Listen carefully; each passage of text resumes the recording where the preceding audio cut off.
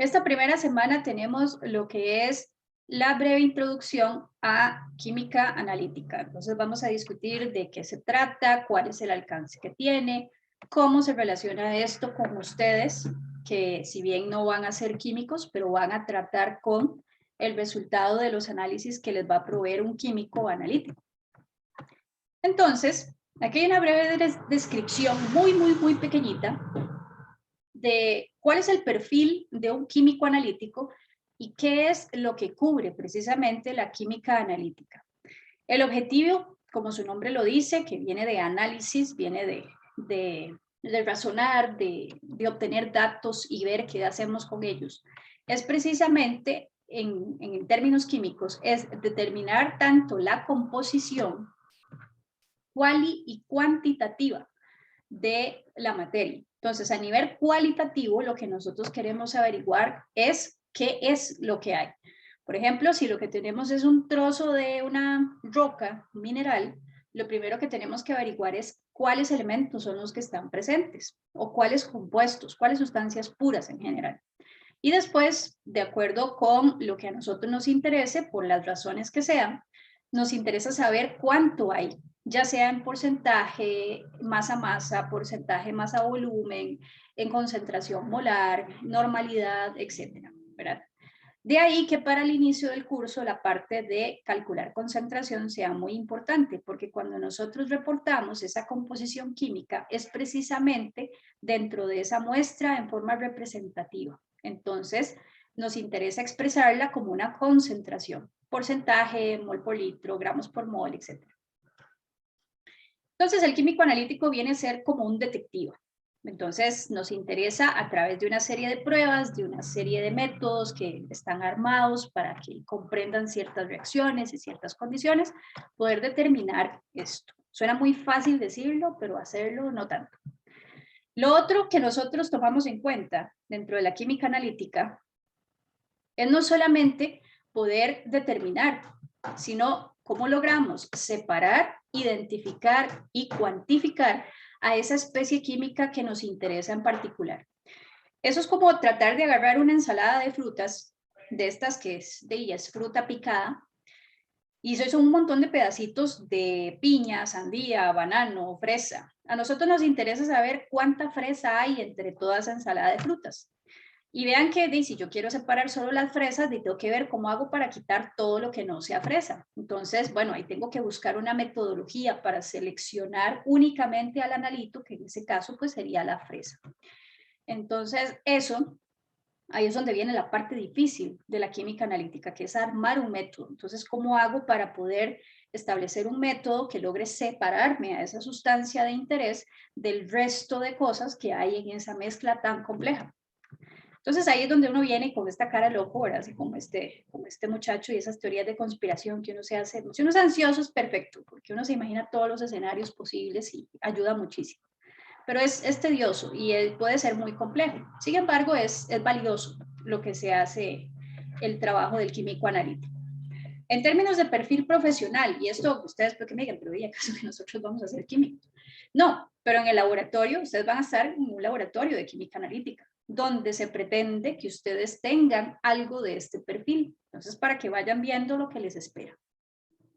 El químico analítico se caracteriza normalmente porque es sumamente ordenado, no solamente en términos de laboratorio, o sea que todo está bien rotuladito, todo está lavado, sino también a la hora de organizar la información. De ahí que la cuestión de la libreta, si ya tuvieron su clase de instrucción o si no la han tenido, se los adelanto, es muy minuciosa. O sea, se requiere que usted sea muy consciente del orden que lleva esa libreta.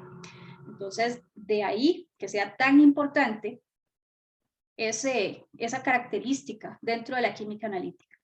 Ahora, ¿por qué? Pues cada quien tiene su forma de ordenar las cosas, puede ser, pero el asunto es que vean que estos datos más adelante nos pueden servir para tomar decisiones o para, incluso en un juicio, por ejemplo, un químico forense, de eso depende si una persona va o no a la cárcel, por ejemplo, o si, en casos más graves, si hay una pena de muerte o no. Entonces, tiene uno que estar muy seguro, tiene que estar muy todo tiene que ser transparente en el sentido de buena trazabilidad, de que haya orden y demás, para que toda la información no se pierda ni sea cuestionable, ¿verdad? Que sea confiable. Entonces el orden pues, es fundamental para lograr. También son minuciosos, la cuestión de la técnica. En el laboratorio van a ser muy enfáticos con eso con ustedes, que la técnica del pipeteo, que usted, pero es que yo estoy inclinando la pipeta, ¿qué importa? Importa, sí importa. Que no le seco la punta, sí importa. Que de la uretra no la dejé bien aforada, sí importa, todo eso importa. Entonces ahí va a estar el asistente, va a estar el profesor encima de ustedes para pulir esas famosas técnicas a la hora de usar los instrumentos y también a la hora de la libreta, de que los datos estén bien llenos, que se trace correctamente el tachón a la hora de corregir un dato, que haya suficiente espacio, que se vea ordenado, que esté limpio, que se vea un orden lógico entre lo que ustedes estén haciendo. La estructuración. El químico analítico tiene que tener un plan de cómo quiere llevar a cabo los experimentos. Y parte de cómo vamos a ver, parte de lo que evalúa la calidad de un método y de los resultados, hay un parámetro que se llama la reproducibilidad, que es esa capacidad que tienen estos métodos de que si yo los aplico aquí en Costa Rica, en San José, los aplico en Punta Arenas, me tiene que dar exactamente, bueno, no exactamente lo mismo, pero tiene que estar dentro de un rango razonable, ¿ok? Por prácticas experimentales de la persona que está a cargo, por el tratamiento que yo le hago a la muestra y demás. O sea, tiene que ser capaz de llevarse a cabo igual en todas partes y que el resultado varíe de manera ínfima, o sea, solamente por cuestiones aleatorias. Entonces de ahí que cuando uno tiene un método hay que seguirlo, pero no se trata solamente de llegar, cocinar y seguirlo al pie de la letra, ¿verdad? Como si fuera una receta y ya. Es importante conocer el fundamento que hay detrás de ese método, o sea, entender por qué se está haciendo lo que se está haciendo, por qué estoy agregando este reactivo, por qué tiene que ser en este momento y no antes, por qué no puede ser después, o si el orden de adición no importa.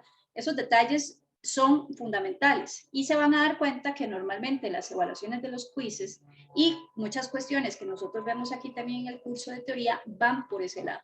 Entonces, para que eso ustedes ya vayan haciéndose una idea. En otros aspectos que no solamente aplican para el químico, sino básicamente para cualquier profesional, está la comunicación asertiva. Nosotros en el laboratorio, lo que habla por nosotros es la libreta. Y bueno, en el laboratorio pues es su libreta, son sus observaciones, es su trabajo. Pero cuando usted salga a trabajar y forme parte ya sea de su empresa o de la empresa de alguien más, a usted le va a tocar y pues dar esa información a diferentes profesionales. Entonces, como puede que usted se relacione con profesionales de su misma área, puede que le toque relacionarse con el de finanzas, que de química o de biología o de agronomía sepa absolutamente nada. O sea, esa persona solamente sabe lo que está ahí y no tiene ningún trasfondo detrás. Ahí es donde entran ustedes para tratar de hacer de puente entre los resultados que se le están entregando de un análisis, la interpretación de esos datos para tomar decisiones en otras áreas, ¿verdad? Entonces, de ahí que sea importante que uno aprenda a comunicarse bien con otros profesionales y por eso es que ustedes están aprendiendo los fundamentos de esos métodos, porque si bien ustedes no los van a hacer, pero van a tener que compartir con otras personas que van a necesitar esa información que ustedes van a tener. Y por último, bueno, entre muchos otros, aquí solamente puse algunos, el razonamiento lógico. Muchas veces en el laboratorio, pues por cuestiones de la vida o de las circunstancias, uno está haciendo el experimento y algo no funciona, ¿verdad? Y esto yo he dado el curso de análisis de alimentos, por lo menos análisis de alimentos 1 y 2, cuando existía el 2. Normalmente el trabajo ya se asume que mucho de, cuando llegan los chicos o las chicas a ese punto, pues que ya tienen esta parte del razonamiento lógico lo han desarrollado mucho. Entonces, tratan con muestras reales donde se lleva a cabo un método y pues a veces las interferencias son diferentes entre las diferentes muestras que llevan. O sea, lo que les puede afectar el resultado es diferente a si yo llevo, por ejemplo, un vinagre balsámico o si llevo un vinagre blanco. Entonces, en ese punto, a veces no les da A veces ocurren cosas que son imprevistas y tienen que ver qué hacen con eso. Entonces, de ahí hay que entender en qué consiste el método, comprender qué es lo que tiene mi muestra para ver cómo voy a resolver ese problema. Entonces, es parte de lo que a ustedes también les va a tocar enfrentarse con lo que ustedes aprenden de este curso aplicado a sus carreras. Entonces, es parte de lo que ustedes van a iniciar aquí con el razonamiento lógico a partir de la resolución de problemas y de casos que vamos a ir viendo a través del semestre. Bueno, y la pregunta que les hacía ahora, y eso que tiene que ver con ustedes, ¿verdad? Ya les dije que ustedes no van a ser químicos, a menos que quieran, pues pasarse de carrera, pues todo bien. Pero, ¿qué tiene que ver si yo soy agrónomo, si soy biólogo, si soy ingeniero químico? De eso a mí en qué me afecta, ¿verdad? Como les comenté, tal vez muchos de ustedes tal vez no vayan a estar a la par del químico analítico ahí viendo lo que está haciendo, pero les va a tocar recibir esos resultados. Entonces tienen que saber ustedes qué hacer con esos resultados, cómo los van a interpretar, de dónde vienen estos resultados para saber de qué manera los puedo interpretar. Entonces, ese es básicamente para el caso de las carreras de servicio, para lo que sirve este curso, ¿verdad? Imagínense ustedes, los que tienen carros, si les ha tocado llevar el carro al taller, y el mecánico les dice, tiene que cambiarle XY porque esto y esto no funciona, y usted lo que dice es, si usted no sabe nada de mecánica, usted dice, ajá, y nada más, y no entendió nada. No sabe qué hacer con esa información porque no sabe el trasfondo detrás de cómo funcionan esas piezas dentro del carro para ver qué decisión podemos tomar o si hay alguna alternativa. Entonces, pero si usted sabe algo de mecánica, tal vez le pueda decir al mecánico, bueno, hagamos esto, esto y esto, o voy a conseguir esta pieza, dejemos esta otra, a ver si, entonces empieza usted a proponer soluciones. Eso es lo que nosotros buscamos aquí con ustedes. No van a saberse los métodos de memoria, pero van a tener una noción de en qué consisten, cuál es su campo de acción, cómo es que más o menos funcionan para poder determinar, bueno, ¿esto me sirve para lo que yo quiero hacer o no? Entonces, más o menos por ahí anda el asunto. Como parte de las preguntas que les traía es, si de acuerdo con la información que ustedes tienen de su carrera, yo sé que tal vez los chicos de biología, que ya la mayoría están terminando su carrera, pues obviamente tienen como un panorama más general, que tal vez los de agro que están empezando.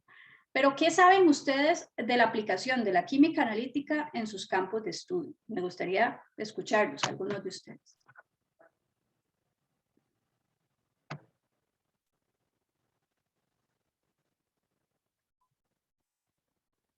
Nota, para que sepan, esto es algo que yo hago muy seguido, o sea, yo no soy de hablar yo siempre, me gusta que ustedes participen también, entonces les agradecería darle dinamismo a la clase. Sí, profe, tal vez en agro, en la preparación de abonos y cosas así. Uh-huh, uh-huh. Preparación de abonos, correcto, saber cuáles son las necesidades del suelo de acuerdo con el tipo de suelo que tienen, si es arcilloso o no sé, yo no de suelos no sé mucho. Sí, preparar ahí la fórmula química adecuada y así. Exacto, los macronutrientes, cuál es la proporción de micronutrientes, exactamente. De hecho, y eso lo sé por experiencia de nuevo trabajando con los chicos de Turrialba, el curso de análisis de suelos, que es el que creo que sigue después de este, para ustedes química analítica es fundamental, porque lo que hacen es básicamente análisis aplicados al suelo. Entonces ven carga orgánica, humedad, el pH, la salinidad y otros análisis. Entonces es realmente una continuación de química analítica. Okay. ¿Algún otro agrónomo que nos quiera aportar otro ejemplo?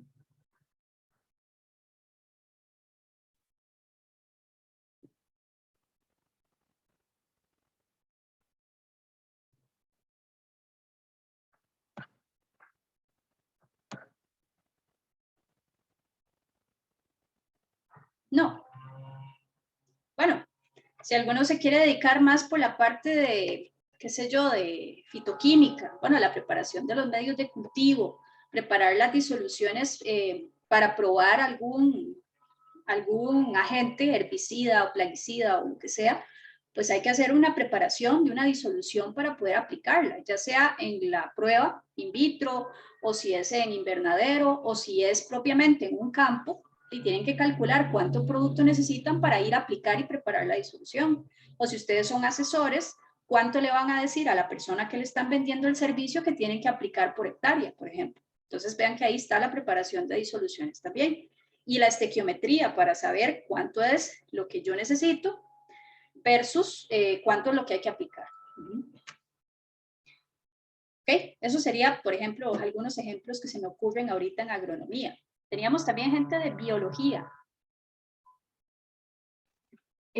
Bueno, no sé, yo pensaría un poco que eso en la parte de biología celular y molecular, a veces uno ocupa como hacer reconocimiento de enzimas, y también para procesos de electroforesis o PCR y todo eso.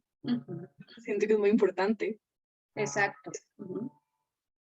Exactamente, hay que preparar el gel, hay que preparar los reactivos, que ahí necesitan ustedes las concentraciones de las enzimas, que la polimerasa y no sé qué.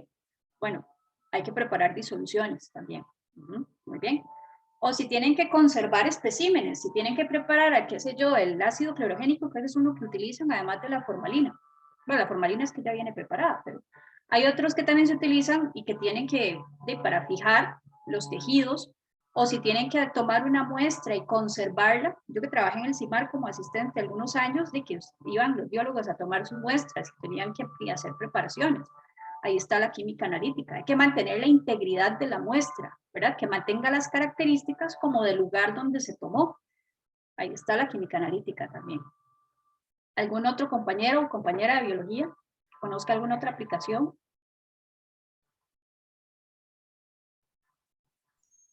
Puede ser también como para evaluar la toxicidad de ciertas sustancias o por ejemplo, sí, como para ver qué tan tóxico, si causa la muerte o si está causando daño, etc.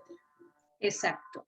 Ya ahí estaríamos como entre lo que es medicina propiamente, en la parte de toxicología, que también incluiría la parte de farmacia, farmacocinética, farmacodinámica, y la parte de ambiente, si nosotros tomamos lo que es la química ambiental, concentración de contaminantes en ríos, en suelos, en aire.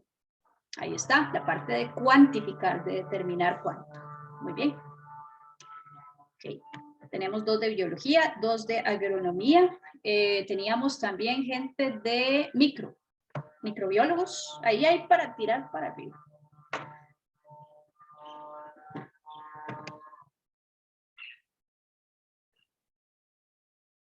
Bueno, de lo que yo sé, en microbiología casi todo ocupa química analítica, porque, vea, solo con los ejemplos de cultivos de algún tipo de hongo o algo así, tiene que ser súper específico la cantidad de agar que se utilice, porque si no se mueren y si no, no crecen lo suficiente y si no, puede pasar de todo, digamos. Entonces tiene que ser muy específico. Y como todo se mide, como es micro, todo es súper chiquitito, son cantidades muy específicas, muy exactas. Exacto. Exactamente. Hay que mantener al bichito vivo y si lo que les interesa es estudiar las condiciones en las que el bichito está viviendo o en cuáles los mata o en cuáles prolifera su crecimiento, depende del interés que ustedes anden buscando, de ahí hay que medir, o sea, hay que determinar exactamente qué cantidades son las que vamos a usar. ¿Y algún otro chico o chica de microbiología, pero de la parte de química clínica? ¿Algún ejemplo que se le ocurra?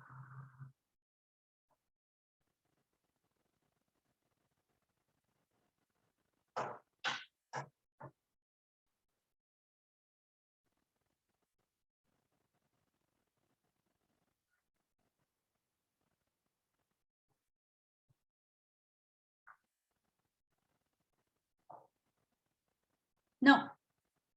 Bueno, hay un montón.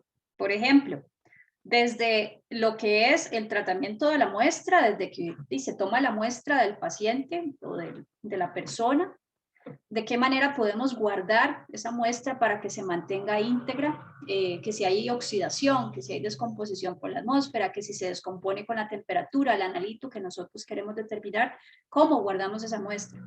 2, desarrollar el método para saber cuánto es lo que nosotros ocupamos agarrar para hacer el análisis. de acuerdo ya sea con lo que digan métodos ya establecidos de forma internacional o si es un método que ustedes están desarrollando. También lo que es el cálculo de incertidumbre, porque vean que cuando se reportan estos datos, yo no sé si ustedes han visto las hojas que a ustedes les entregan cuando se hacen un análisis clínico, vienen los datos y viene un más menos tanto, ¿verdad? Ese más menos tanto es la famosa incertidumbre, o sea, les dice a ustedes, si sus triglicéridos andan entre, qué sé yo, estoy inventando, 150 más menos 5, ¿qué quiere decir eso? ¿Cómo interpretarían ustedes eso? Miligramos por decilitro, por ejemplo, ahí. Como de 145 a 155. Exacto, que está de 145 a 155. Ahora, ¿de qué manera determino yo ese rango? Bueno, va a depender mucho de las condiciones en las que yo trabaje, de las concentraciones de las disoluciones, de los factores específicos en los que estoy desarrollando el método, etcétera. Entonces, vean que eso afecta mucho la calidad del resultado. No es lo mismo decirle a alguien, su concentración de triglicéridos anda entre 150 más menos 5 miligramos por decilitro, a decirle, su concentración de triglicéridos anda entre 150 más menos 100 miligramos por decilitro. O sea, el otro pueden ser o 250 o pueden ser menos 50. Bueno, menos 50 no tiene sentido porque es negativo. Perdón, 50. Vean que el rango es enorme. O sea, eso no tiene ningún sentido, ¿verdad? Para efectos prácticos es un dato que es de bajísima calidad. Entonces, todo eso, cuando veamos la parte de cálculo, de incertidumbre, de cómo se calcula, vamos a ir determinando de qué manera nosotros vamos a hacer que esa famosa incertidumbre se vaya haciendo lo más pequeñita posible para que la calidad del dato sea la mejor que podamos. Entonces, ahí hay un ejemplo, ¿verdad? Para el caso de química clínica. Y vean que eso puede ser importantísimo para decirle a alguien, mire, usted necesita un tratamiento o no, usted es una persona sana. O si es una cuestión legal, al fulano está involucrado en este caso y pudo haber matado a X persona o no. Entonces, vean que hay mucha responsabilidad detrás de eso. ¿Ok? Listo, entonces microbiología. Nos queda ingeniería de alimentos.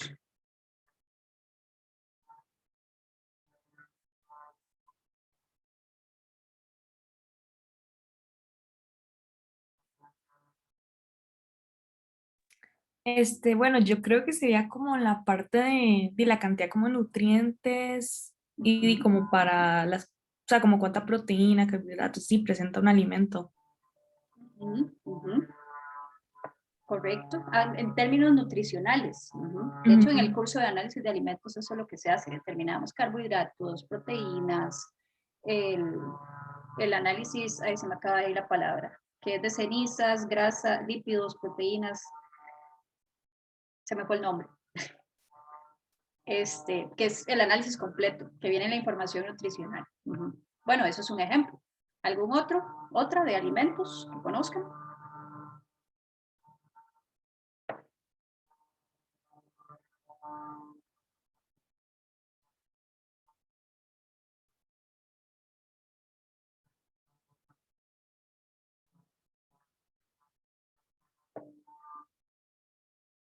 Por ejemplo, qué sé yo, la cantidad de agua que tiene algún alimento afectará las propiedades no solo nutricionales, sino sensoriales o la vida útil del alimento.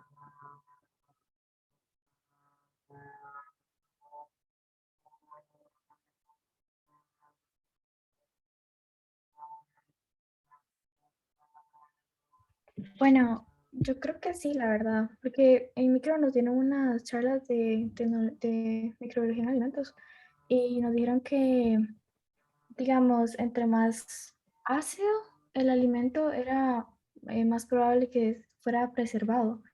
Entonces supongo que entre menos acidez tenga este alimento, más fácil se va a poner malo y más fácil es probable que termine alguien herido y como enfermo. Intoxicado ahí de por medio.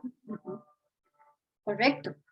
Pues sí, afecta mucho a lo que es, bueno, la vida útil. Por ejemplo, si hay algunas sustancias, por ejemplo, los lípidos se pueden oxidar con el tiempo. O sea, hay un proceso de rancidez que puede ser catalizado ya sea por algunos otros compuestos que haya dentro de la matriz del alimento o la presencia de algunos metales.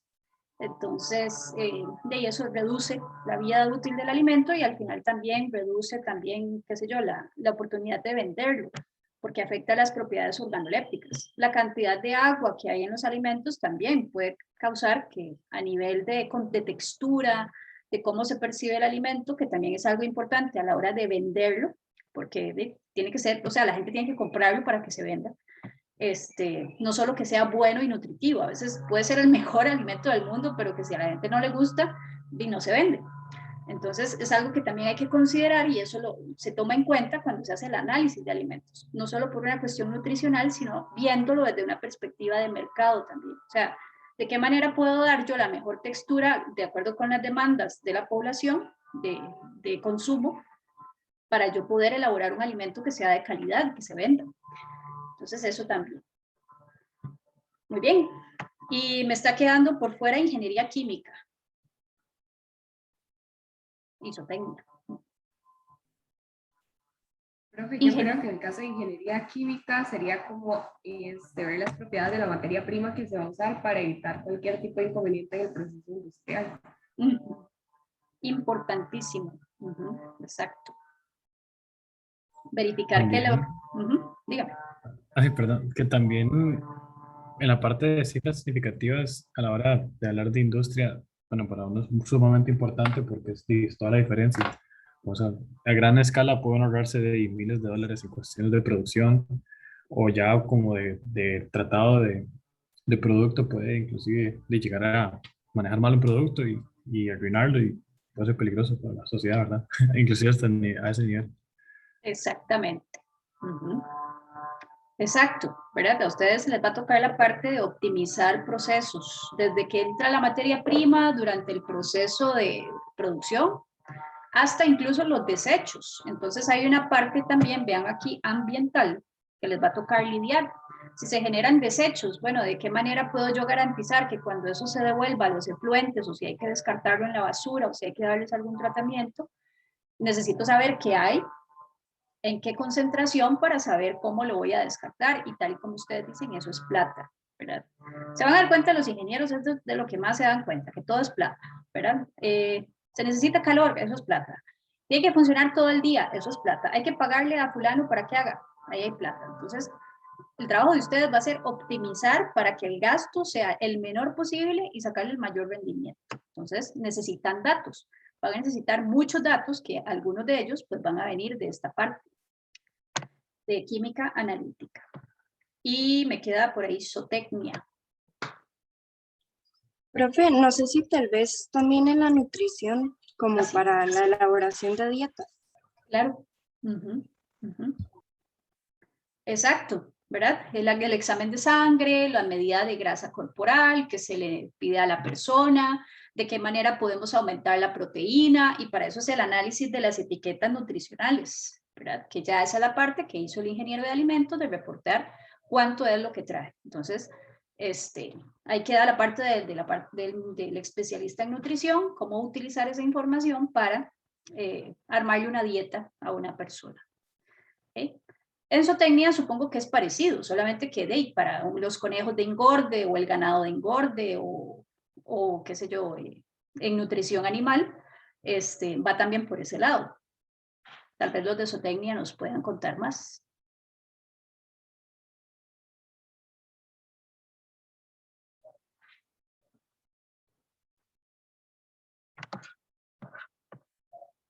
Aunque con lo que menciona Camila es bastante similar.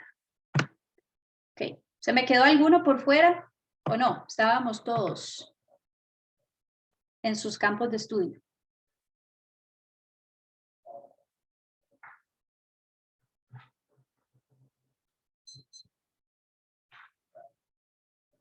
Ok, parece que estábamos todos.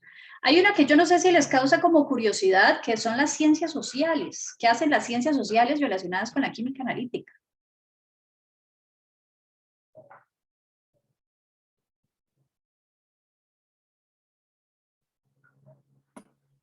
Profe, como lo que decía usted ahora de como en los juicios o así, ¿no? Los forenses. Ujú, ujú. Ok, sí. Bueno, eso es una mezcla como entre la parte de medicina y ciencias sociales. Por ahí puede andar el asunto, que sería la parte forense, digamos. También está la antropología, que es el estudio del desarrollo de seres humanos, de cómo evolucionan a partir del tiempo, y vean que esto se necesita, por ejemplo, la datación con carbono 13 es una técnica analítica también. El estudio de composición de los restos óseos que se encuentran, eso también es química analítica. Entonces, te parece curioso, ¿verdad? También las otras que se derivan de esas, la psiquiatría también requiere un poquito de análisis químico. Hay que saber, aunque eso va más relacionado con la medicina, para dosificar un paciente, qué concentración de antidepresivo vamos a usar, niveles de serotonina, dopamina, endorfinas en general, o si hay alguna relación entre la concentración de alguno de estos componentes con algún trastorno psicológico. Entonces, vean que la química analítica en realidad está en todo lado. Todo lo que consumimos, algo necesita determinarse qué tiene y cuánto. Entonces, hay una relación enorme de la química analítica con diversas ramas. A mí me sorprende que, por ejemplo, los ingenieros civiles, que también tienen que ver mucho con materia prima y demás, no estén más involucrados en esto. Vean ahorita el escándalo con MECO y H. Solís, con la calidad de las carreteras, que la ANAME cuenta con ingenieros civiles, y bueno, hay una ex compañera mía de la U que trabaja ahí en el ANAME y trabaja en la parte química, del análisis de las materias primas que se llevan ahí. Entonces, pero es vacilón porque ellos no llevan cursos de analítica. Okay. Bueno, ya estas expectativas de la química analítica ya se los consulté al principio, que era lo que pretendían ustedes con el curso, y ya tuvimos bastantes impresiones. Bueno, ya esto se los he comentado un poquito de, al fin y al cabo, ¿qué van a hacer ustedes con esto? O sea, ¿esto para qué me va a servir? Bueno, viéndolo desde un punto de vista práctico como estudiantes, ustedes van a seguir aplicando los conocimientos que adquirieron de química general, los van a profundizar, los van a aplicar un poquito más de forma un poco más específica, y luego ya en sus carreras terminarán de darles un uso a lo que a ustedes les gusta, a lo que a ustedes les interesa. De lo que más nos interesa a nosotros aquí, tanto en el curso de teoría como de laboratorio, es que ustedes aprendan realmente a preparar disoluciones. O sea, que si les dicen, necesitamos preparar una disolución patrón de tal reactivo al tanto mol por litro, ya ustedes sepan no solamente cómo se calcula, cómo hago para calcular eso, sino qué equipo de laboratorio necesito yo para poder preparar esas disoluciones.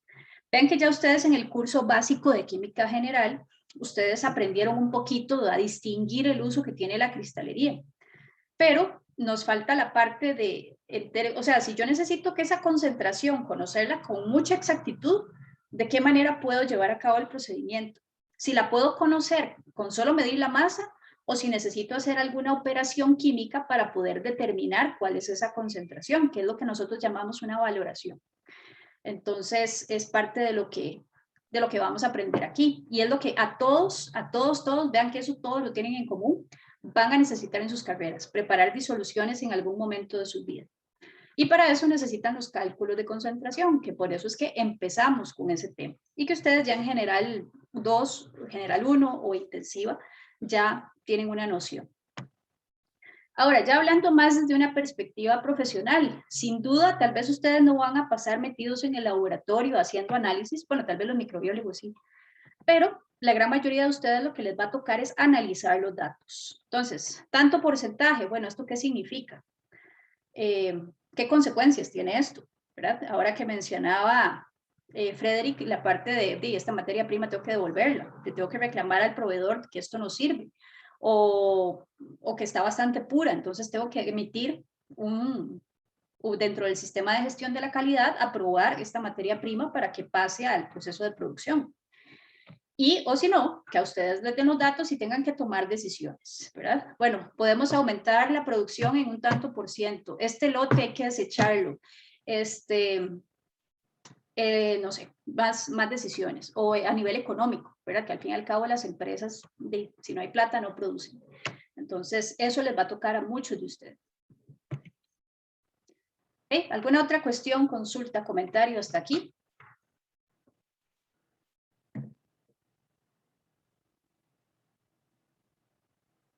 ¿Vamos todo bien?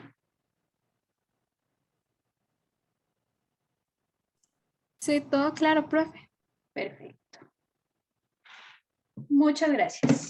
Bueno, ya para terminar, que esto es con lo que cierro el día de hoy, es algunos conceptos básicos sobre química analítica para que ustedes ya vayan asociándolo y que en el laboratorio sin duda los van a usar un poquito más. Ya vimos que la química analítica se encarga de poder determinar qué hay, en qué cantidad, utilizando una serie de metodologías para determinar a la sustancia de interés en particular. Ahora, la química analítica tiene dos áreas principales. La primera es la cualitativa, que se encarga de responder únicamente el qué hay. No me interesa tanto conocer cuánto, pero por lo menos qué. Y la otra, que es donde nosotros nos vamos a centrar, es qué y cuánto hay de X, Y o Z sustancia. Ahora, esta química analítica incluye a los análisis químicos, que son estas operaciones complejas que están amarradas y que nosotros les llamamos métodos, ¿verdad? Que son estas estructuras que tienen un fundamento, hay una reacción o hay un fundamento físico o químico o físico-químico de por medio mediante el cual yo puedo relacionar una respuesta de la sustancia de interés con una señal o con un cambio con el que yo determino a esa sustancia. Estos famosos métodos es lo que nosotros podemos dividir en dos. Los podemos llamar métodos clásicos y los instrumentales, que esto es donde desarrollamos básicamente bloque 2 y bloque 3 del curso. Los métodos clásicos se dividen en 3 y se basan únicamente en propiedades químicas de las sustancias, o sea, van a haber reacciones involucradas. Los 3 que tenemos acá, la primera parte son los métodos clásicos cualitativos, donde de nuevo lo que nos interesa es únicamente determinar qué. No sé si en química general alguno recuerda la famosa prueba de la llama, que se las mencionaron, o en orgánica, las primeras prácticas de orgánica, no sé si alguno la recuerda.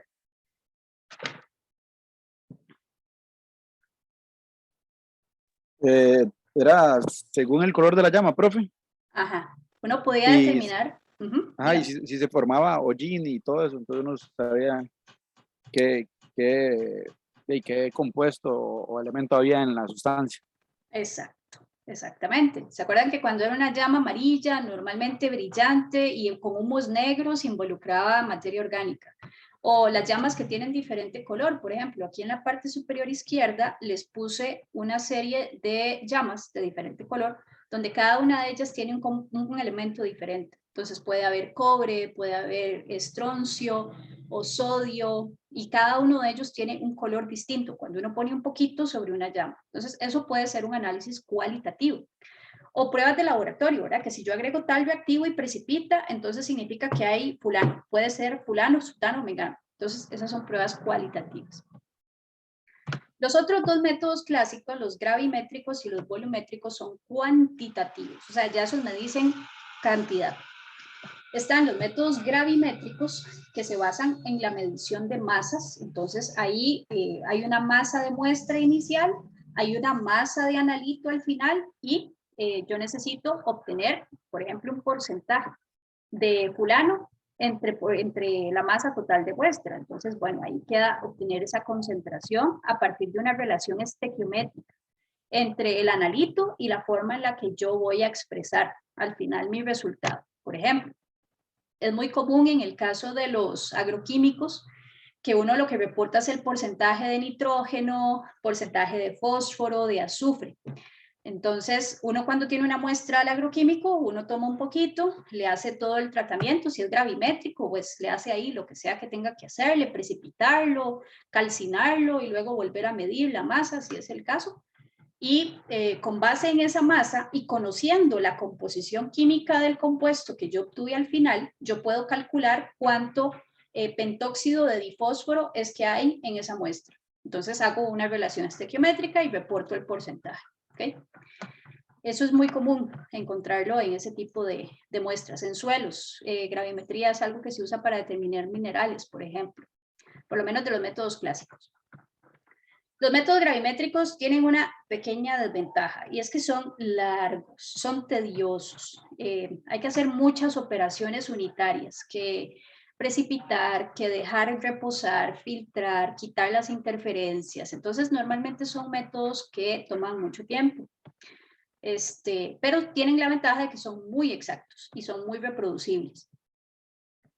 Por otro lado, los métodos volumétricos son métodos que, como su nombre lo dice, lo que miden es volumen. Entonces, ahí es donde vamos a ver a esta amiga por mucho tiempo, pero hasta la famosa bureta, y es lo que ustedes más van a hacer en el laboratorio. Tienen la ventaja de que son sumamente rápidos. Lo que nosotros hacemos es verter desde la bureta un reactivo cuya concentración nosotros conocemos hacia un Erlenmeyer donde va a estar nuestro sustancia desconocida, y a partir de un cambio de color nosotros vemos, o la formación de un precipitado puede ser también, vemos cuándo la reacción termina. Entonces, basándonos en cuánto volumen yo consumí y conociendo la concentración que había del reactivo acá, yo puedo determinar cuánto de analito tenía. Entonces, en eso se basan los métodos volumétricos. ¿Okay? Como el volumen que se registra desde la bureta, entonces por eso es lo que se mide el volumen de una concentración de una disolución de concentración conocida, o puede que la disolución de concentración conocida también esté en el Erlenmeyer, solo que ahí en lugar de medir con bureta, lo que uso es una pipeta, que es bastante exacta también. ¿Okay? Entonces, esto ustedes los van a utilizar mucho en el curso de laboratorio. Los otros métodos, que son los instrumentales, que en el caso del de teoría es lo que vemos en el bloque 3, lo que vemos son básicamente dos: potenciométricos y espectrofotométricos.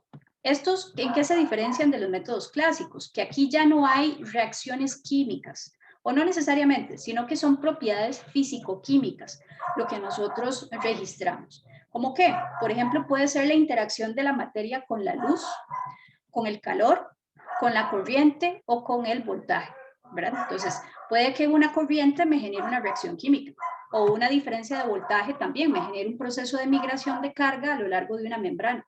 Entonces, eso me genera una señal, que esa señal la registra un equipo, por eso es que se llama método instrumental, porque hay un equipo de por medio involucrado, y eso me da una señal en un detector. Entonces, eso es la señal que yo registro. Puede ser un pico, puede ser un área, puede ser, no sé, alguna señal por aquí de por medio. ¿Okay?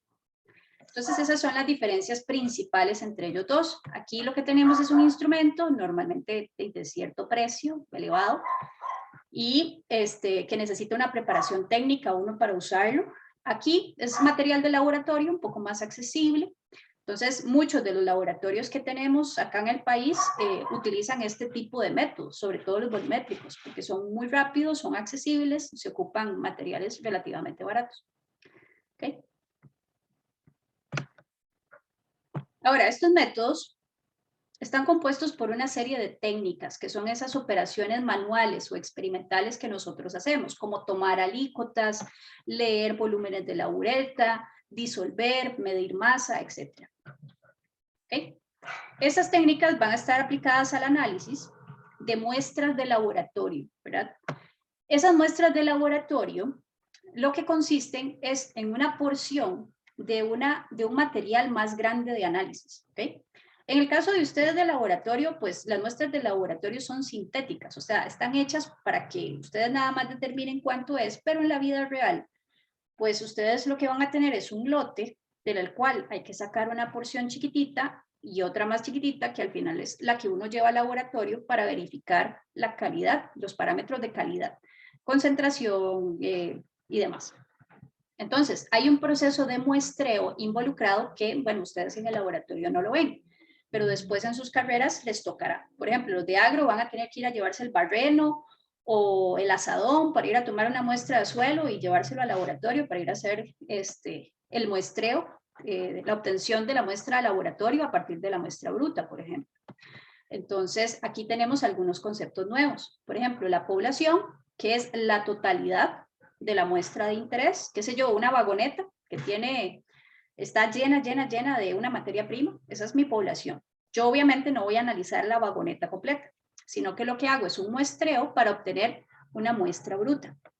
¿Cómo podría hacer yo el muestreo en una vagoneta? Bueno, podría hacer como un croquis en 3 dimensiones partirla como en secciones a diferente profundidad y demás, y aleatoriamente tomar una muestrita o una cantidad chiquitita de cada una de esas zonas que yo identifiqué, por ejemplo, utilizando, qué sé yo, un barreno, una sonda o algo por el estilo. Esa muestra bruta puede que sea todavía muy grande. Por ejemplo, no sé cuánto le cabe una vagoneta. Supongamos que 1 tonelada. De esa tonelada yo saqué 100 kilos. 100 kilos aún así es un montón para llevar al laboratorio. Esos 100 kilos corresponderían a la muestra bruta. Entonces, de esa muestra bruta, yo necesito hacerme una muestrita por lo menos de 1 kilo o menos, unos 500 gramos, para llevar al laboratorio. Entonces, ¿qué hago? Bueno, puede que la puedo cuartear, o sea, la parto en 4, me dejo 2 mitades y las otras las descarto. Luego esa otra hago un conito, lo vuelvo a cuartear, junto 2 mitades y ahí voy hasta reducir la muestra y tener finalmente el kilo o el medio kilo que yo necesito, hasta tener mi muestra de laboratorio, ¿okay? Que esa es la que llega y a la que le hacemos el análisis para determinar ese analito o analitos, si son varios, de esa muestra, ¿okay? Ahora, las muestras están compuestas por 2 partes que a nosotros nos interesa. Está el analito, que esa es la palabra que he repetido cientos de miles de veces ya, que es el compuesto o la especie química que a mí me interesa. Por ejemplo, determinación de nitrógeno en leche en polvo. ¿Cuál es el analito?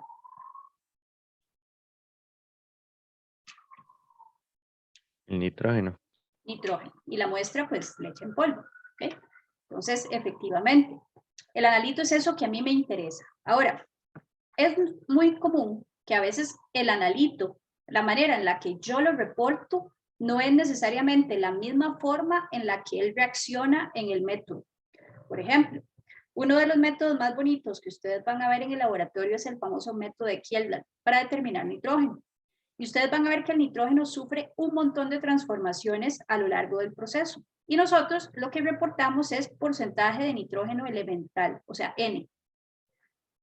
Y él pasa de estar formando parte de proteínas a convertirse en amonio. De amonio se convierte en amoníaco y el amoníaco se convierte en una sal de amonio otra vez y a partir de eso es de lo que nosotros hacemos el cálculo. ¿Okay? Ah, sí, claro, no, más bien disculpen por haberme atrasado, fue que me emocioné hablando.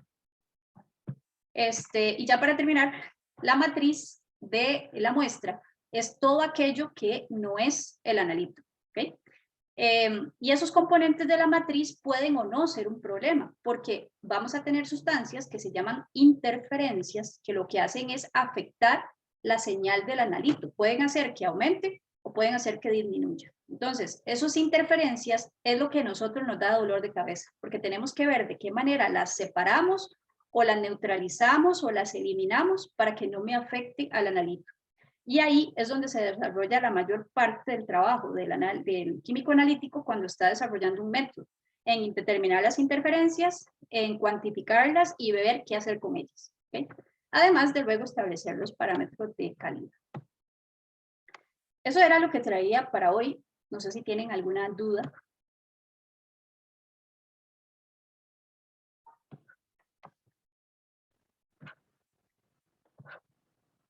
Todo clarísimo.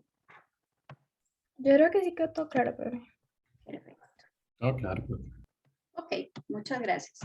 Bueno, chicos, entonces y chicas, les queda a ustedes entonces de tarea revisar la parte de repasar cómo calcular concentraciones y el viernes nos vemos para resolver algunos ejercicios y para evacuar las dudas.